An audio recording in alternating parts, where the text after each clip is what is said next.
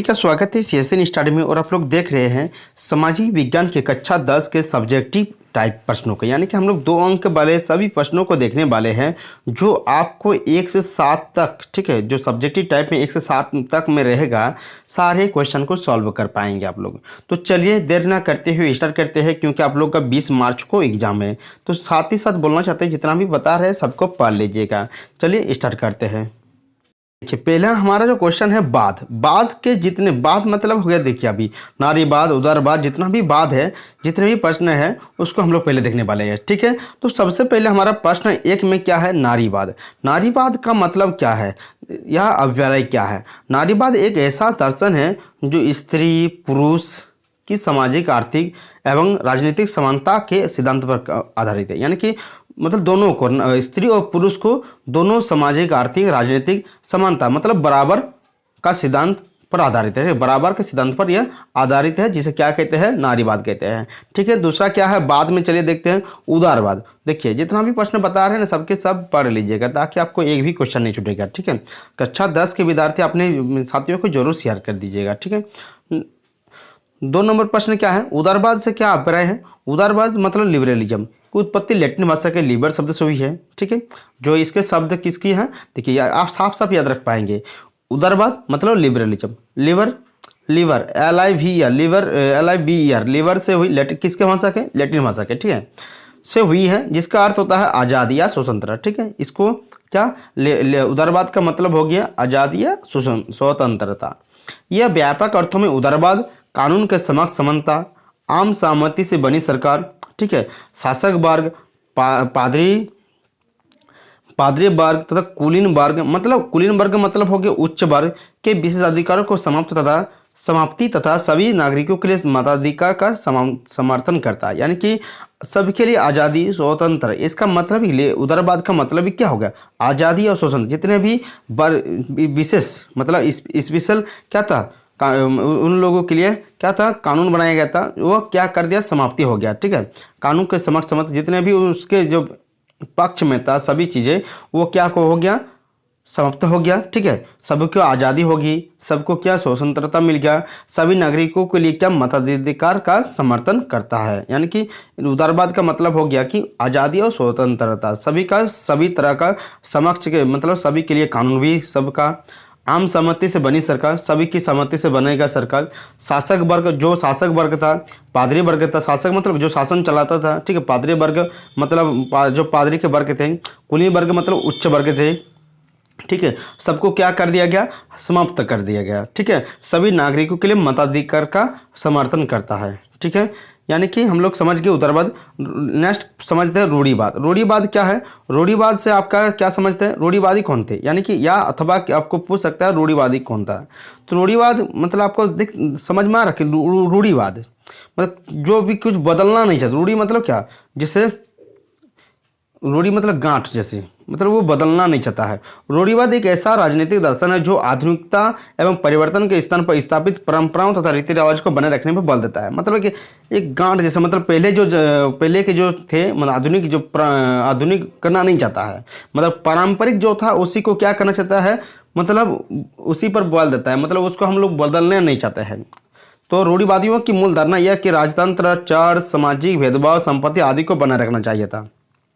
रूढ़िवादी का मतलब जैसे छुआछूत क्या है, मतलब उसको खत्म कर दिया गया कि नहीं, लेकिन बहुत सारे लोग हैं अभी भी छुआछूत को मानते हैं, तो वो क्या है, रूढ़िवादी है ना, रूढ़िवादी लोग हैं। तो वो लोग रूढ़िवादी का मतलब हो गया जो पहले के परंपराओं को चालू रखना चाहता था, लेकिन अभी मूल धारणा यह कि राजतंत्र, चार, सामाजिक मतलब जैसे राजा था तो राजा ही रहना चाहता था, यानी कि जो पहले के कानून थे उसको बनाए रखने का प्रयास कर रहे थे। इसको क्या कहते हैं, मतलब वहाँ के उन लोगों को क्या कहते हैं, रूढ़िवादी लोग या रूढ़िवादी, ठीक है, जो पहले के ज़माने के सब कुछ क्या मानते हैं, सही मानते हैं, ठीक है। नेक्स्ट हम लोग समझते हैं निरंकुशवाद से क्या समझ। निरंकुशवाद ऐसी सरकार या शासन व्यवस्था जिसकी सत्ता पर कोई किसी प्रकार का अंकुश नहीं होता है, ऐसी राजशाही सरकारों को निरंकुश सरकार कहते हैं। यानी कि कहा जाता है यह अत्यंत केंद्रीकृत सैन्य बल आधारित और दमनकारी सरकारें होती है। यानी कि निरंकुशवाद जो सरकार है वो मतलब किसी का उस पर सत्ता पर किसी प्रकार का अंकुश नहीं होता है, मतलब कोई दाग नहीं होता है। ऐसी राजशाही, मतलब राजशाही, लोकतंत्र, लोकतंत्र नहीं, राजशाही सरकार होता है। ठीक है, जो तानाशाही जैसे बोल सकते हैं, निरंकुश बात से क्या मतलब, तानाशाही सरकार को क्या कहते हैं, निरंकुश सरकार, समझ रहे हैं। जैसे चीन का है ना, जो आपने सब कुछ अपने ऊपर रखा है, तानाशाही सरकार मान सकते हैं हम लोग।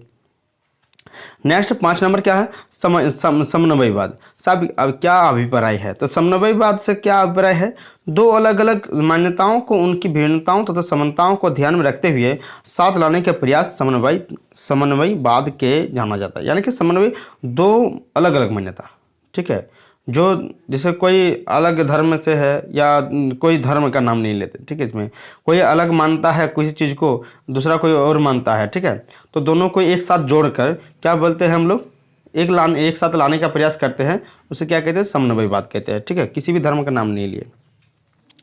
नेक्स्ट है क्या इसमें, उसे क्या कहते हैं, समन्वयवाद। नेक्स्ट है 6 नंबर, राष्ट्रवाद। राष्ट्रवाद किसी राष्ट्र की सामूहिक पहचान।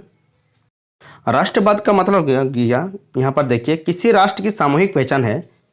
एक निश्चित भौगोलिक क्षेत्र में रहने वाली जनता जब स्वयं को एक समान सांस्कृतिक, इतिहास, धार्मिक मान्यताओं आदि के से जुड़ी हुई महसूस करती है, उसे राष्ट्रवाद के नाम से जाना जाता है। यानी कि राष्ट्रवाद का मतलब हो गया कि ऐसा भौगोलिक क्षेत्र जहाँ के लोग जो है संस्कृति को एक समान मानता है, इतिहास को एक समान मानता है, धार्मिक को, मान्यताओं को जितने भी है सब कुछ एक समान मानता है, तो उसे क्या कहेंगे यार, महसूस करता है या एक समान मानता है, उसे क्या कहेंगे, तो राष्ट्रवाद कहा जाएगा। ठीक है, नेक्स्ट है, देखिए क्या याद रखिएगा, राष्ट्रवाद की प्रथम अभिव्यक्ति कहाँ और कब हुई थी, तो राष्ट्रवाद की प्रथम अभिव्यक्ति 1790 में ईस्वी में हुई थी। आपको 1 नंबर क्वेश्चन में भी आ सकता है। ठीक है, राष्ट्रवाद की प्रथम अभिव्यक्ति कहाँ हुई थी, फ्रांस में हुई थी और 1790 ईस्वी में हुई थी। फ्रांसीसी क्रांति के साथ हुई थी। इस क्रांति के द्वारा राजतंत्र को समाप्त कर जनतंत्र की स्थापना की गई थी। वहाँ पर जो राष्ट्रवाद की जो फ्रांस में होता है, वहाँ पर राजतंत्र को समाप्त करके जनतंत्र स्थापना किया गया था। यहाँ पर देखिए कौन था, अब देखिए जितना भी क्वेश्चन मिलेगा ना आपको, कौन था, ठीक है, कौन था पर क्वेश्चन है, कौन था पर, तो जितना भी कौन था है तो उसको बनाया है। ठीक है, नेपोलियन बोनापार्ट कौन था, देखिए नेपोलियन बोनापार्ट फ्रांस का एक महान सेनानायक था, जिसके नेतृत्व में फ्रांस ने अनेक विजय प्राप्त किए तथा बाद में उसे फ्रांस का पहला सम्राट घोषित किया गया। ये सभी आप इतना दूर तक लिख सकते हैं। ठीक है, इतना दूर लिखने से ही आपका आंसर 2 नंबर मिल जाएगा। ठीक है, लेकिन इसके द्वारा शासन व्यवस्था के लिए बनाई गई आचार संहिता प्रसिद्ध है। ठीक है, आपको पूछ सकता है नेपोलियन संहिता क्या है, नेपोलियन संहिता के बारे में लिखें, नेपोलियन संहिता की व्याख्या कीजिए, नेपोलियन के किन्हीं 3 प्रशासनिक सुधारों का उल्लेख करें। इस तरह से आपको क्वेश्चन आ सकते हैं, उसको हम लोग 3 नंबर जितना भी क्वेश्चन भरने का उसमें हम लोग बताएंगे। नेक्स्ट क्वेश्चन क्या है, फ्रेडरिक सराय का अंतर। ठीक है, फ्रेडरिक सराय एक फ्रांसीसी चित्रकार था। क्या था, फ्रांसीसी चित्रकार था। 1848 ईस्वी में उसने चित्र की श्रृंखला के माध्यम से गणतंत्र, स्वतंत्र, ज्ञानोदय, राष्ट्र आदि की आदर्शों को प्रस्तुत किया था। यानी कि जो अपनी चित्रकला के कारण गणतंत्र, स्वतंत्रता, ज्ञानोदय, राष्ट्र आदि की क्या किए थे, प्रस्तुत किए थे, मतलब प्रसारण किए थे। ठीक है, कौन, फ्रेडरिक सराय। ठीक है, नेक्स्ट क्वेश्चन क्या है, जोसेफी मैथेसिनी कौन है, जोसेफी मैथेसिनी कौन था, तो देखिए जोसेफी मैथेसिनी का जन्म कहाँ हुआ था, तो जेनेवा में हुआ था। याद रखिएगा, 1 नंबर वाला क्वेश्चन हो रहा है, कहाँ कब हुआ था, 1807 ईस्वी में। जोसेफी मैथेसिनी का जन्म कहाँ हुआ था, जेनेवा में हुआ था, और कब हुआ था, 1807 ईस्वी में। तो कौन था, जोसेफी मैथेसिनी इटली का एक महान क्रांतिकारी था। ठीक है, वो निरंकुश राजतंत्र का विरोध एवं उदार लोकतंत्र का समर्थक था। ठीक है, निरंकुश से बाद अभी समझे, मतलब एक तानाशाही सरकार के विरोध था और लोकतंत्र का समर्थन करता है। लोकतंत्र मतलब जैसे भारत है लोकतंत्र ना, लोगों के द्वारा ही चुना जा रहा है सरकार ना। उसने इटली के एकीकरण के रूपरेखा तैयार की है, जिसके कारण उसने क्या किया है, इटली का एकीकरण की रूपरेखा तैयार की है। काउंट कैमिलो द काबूर कौन था, देखिए काउंट कैमिलो द काबूर कौन था, तो Count Camillo de Cavour Sardinia Piedmont के शासक विक्टर इमैनुअल द्वितीय का मंत्री था। देखिए क्या था, सार्डिनिया पिडमांट के शासक विक्टर इमैनुअल के द्वितीय का मंत्री था। कौन, काउंट द काबूर। उस समझ गए, उसने इटली के एकीकरण आंदोलन का नेतृत्व किया।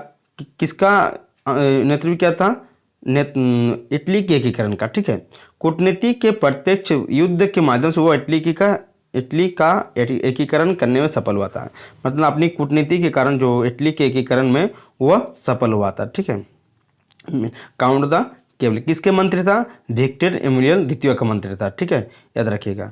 अब हम लोग नेक्स्ट जितना भी प्रश्न है VVI प्रश्न वो नेक्स्ट वीडियो में देखेंगे। तब तक के लिए देखते रहिए CSN स्टडी। अच्छा लगे तो ज़रूर से ज़रूर सब्सक्राइब कर दीजिएगा और अपने साथियों को ज़रूर शेयर कीजिएगा। Thank you. जय हिंद।